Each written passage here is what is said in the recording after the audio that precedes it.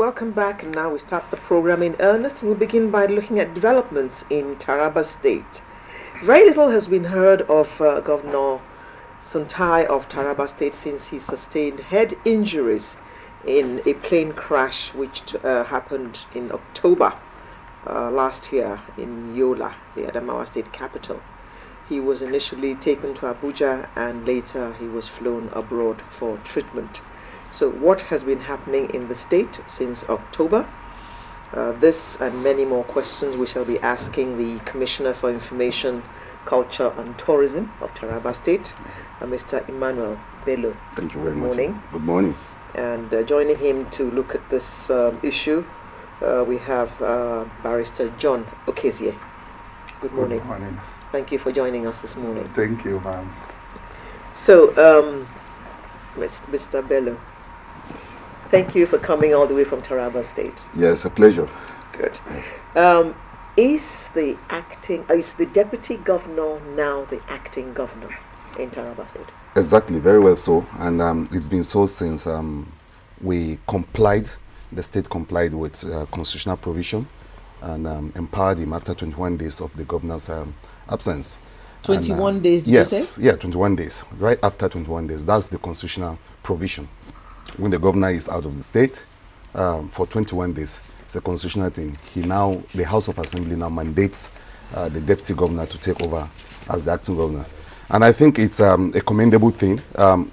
When we had this kind of crisis nationally one time, not many people got it right. But a lot of people miss the fact that Taraba State got it right, on the first day. We comply with the constitution. We didn't allow, we were not pushed into doing it. We're we're law-abiding people.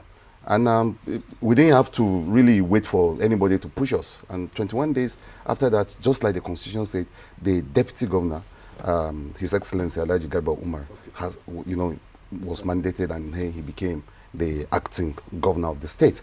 And with full powers to continue to act until when the governor returns. So the House of Assembly of the state, very patriotic Nigerians, did not even, when we had this kind of crisis, like I say, nationally, there were a whole lot of dilly-dally. But in Taraba, we kept to the constitution immediately. We did what was right. Was it on the mark of 21 days that he was sworn in, or a few days after? Oh, no, just right there on the smack on the 21 days. Day, yes, it was. And we took the wind out of a whole lot of people's pipe, because they were like, okay, are we going to do it? Are we not going to do it? But in Taraba, it's just normal for us to be law-abiding. It's very normal for us to believe in the spirit of the Constitution. It's very normal for us in Taraba to say that, look, we'll do the right thing. And because we've been doing the right thing. Okay, Mr. Okezie, because we heard otherwise. So let me ask Mr. Okezie. Mr. Okezie, you know the Constitution. Yes. And the provisions as regards what we're talking about.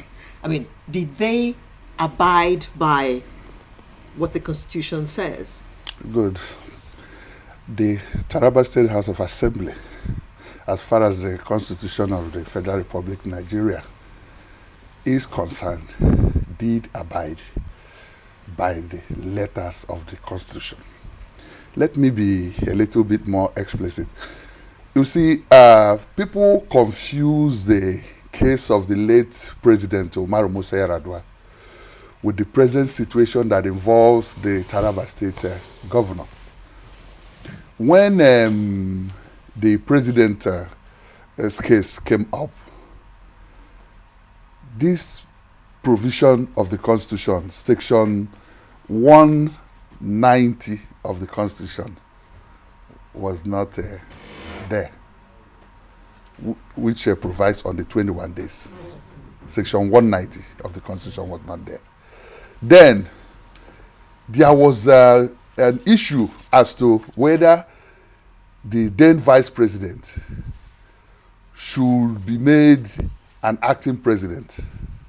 Then the National Assembly had to step in then to confirm the then vice president as the acting president. It was then a political solution. The National Assembly did that as a political solution then, because there was no law in place then that prescribes that. Then, Doctrine of necessity. doctrine of necessity, so they called it then. In this present situation, the constitution is clear. It was the late president's case that necessitated the amendment of the 1999 constitution, and which necessitated the enactment of this provision, the section 190 and section 189 also accordingly. And section 190 says, I want to make something clear, that whenever the governor is proceeding on a vacation, he shall transmit a written declaration to the Speaker of the House of Assembly to that effect.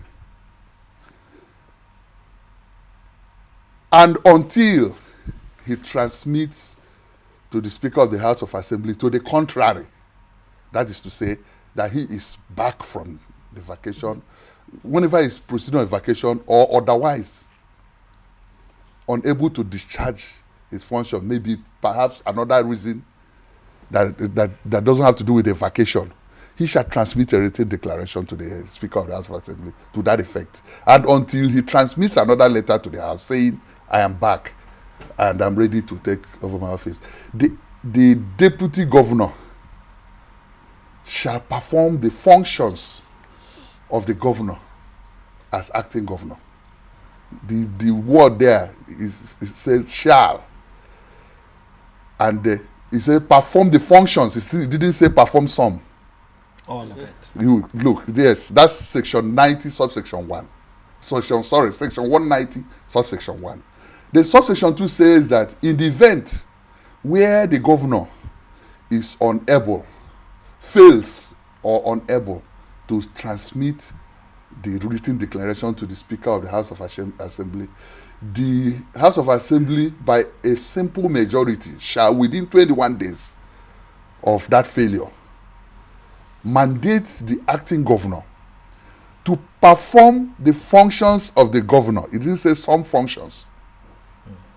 To perform the functions of the governor until the governor transmits a letter that is ready to take over his office. That's exactly So what we did. constitutionally then, Good. constitutionally, for how long will someone like the deputy governor, now acting governor Good. of Taraba State, be able to continue to perform? Is it ad infinitum, or is it for 6 months Good. before it then becomes clear that the substantive person who should be in this position shall no longer be?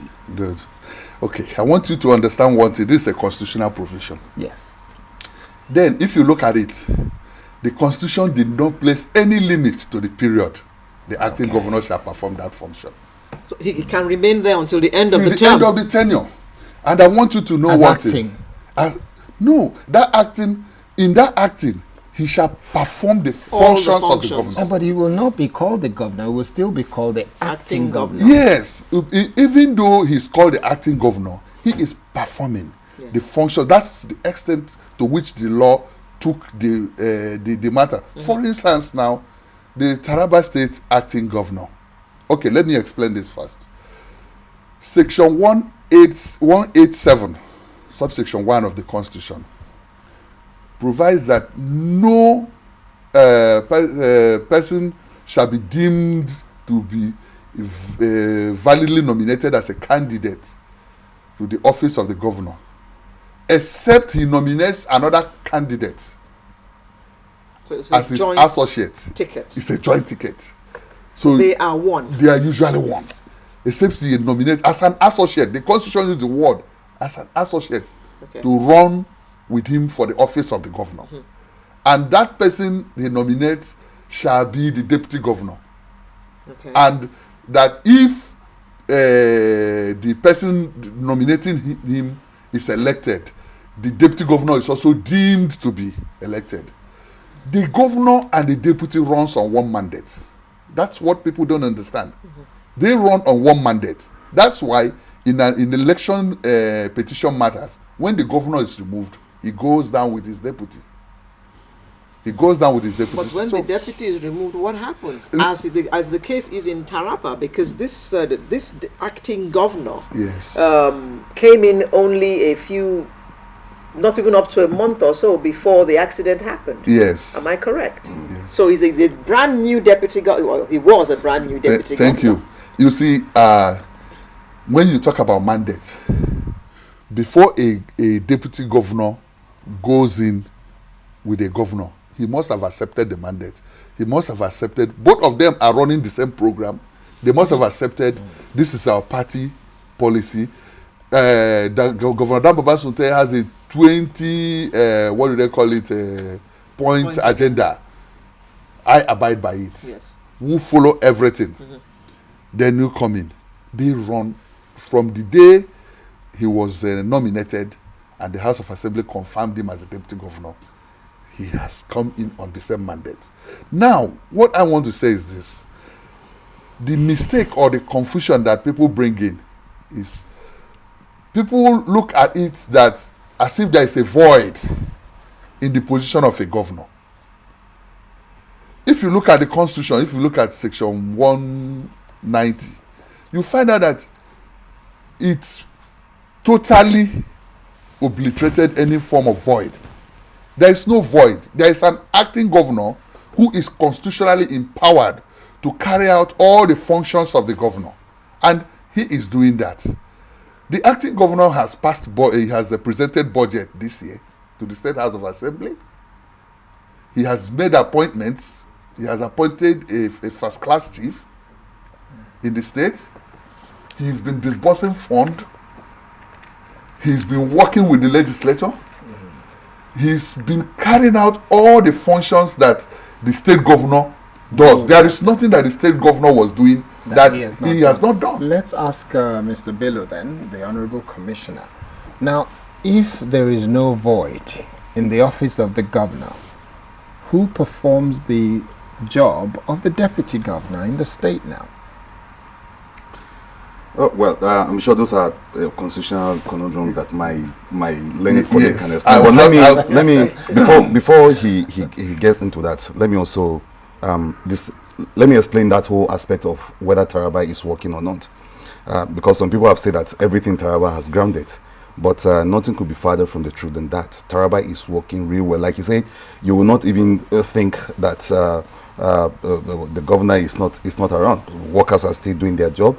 And the act of governance, the everything that one of the first job of governance or one of the first duty of governance everywhere in the world is the maintenance of law and order. And Taraba is very peaceful. In the past, it's been known as a very peaceful place. And the acting governor has continued to do that to ensure that there's peace, there's security, people are secured. I mean, that's the first job of governance. So when people come with, their conspiracy theories to say that everything has grounded in Taraba, it's neither here nor there. Workers go to work, people are paid their salaries, and the work we're doing, the projects we're carrying out in the state are going on. The state is running full blast. It's not as if anything has really happened. Unless you are told that the governor is not in place, you practically not know that. So, like you said, there's no void. Governance is still on. People are still very happy doing their job, and we're motivated in the state. So we don't understand this sometimes when we read in the media that governance is grounded in Taraba. There's nothing further from the truth than that. You just need to step into the state to know that everything is working as normal. But I leave the other conundrum of the constitution to my learned colleague.